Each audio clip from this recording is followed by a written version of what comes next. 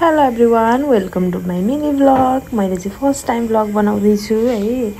राम्ररी हेरिदिनु होला। हामी चाहिँ अस्ति भर्खरै गएका थियौँ तिनजुरे घुम्नको लागि।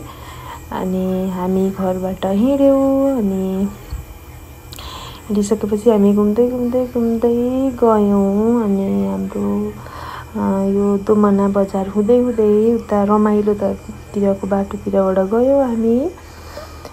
एकदमै गर्मी धेरै भएको कारणले गर्दा चाहिँ हामीले एकदम शीतल खानको लागि चाहिँ गएका थियौँ। हाम्रो रमाइलो बजार आइपुग्यौँ हामी।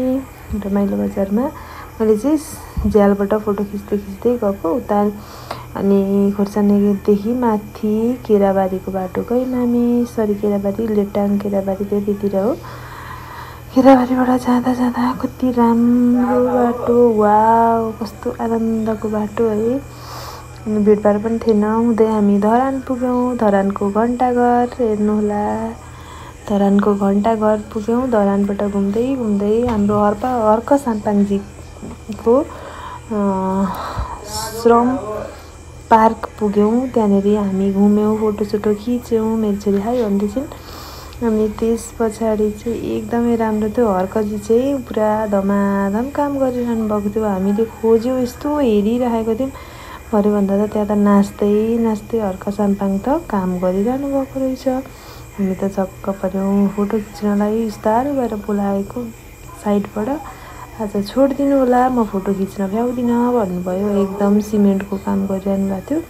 श्रमदान गर्न इच्छा छ भने गर्नु होला भन्नुहुँदै थियो।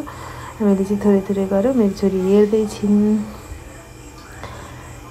अनि यहाँनिर चाहिँ हाम्रो मामाश्री चाहिँ गएर नाच्न थाल्नुभयो। नाच्दै काम गर्दा कस्तो रमाइलो थियो त्यहाँनिर है।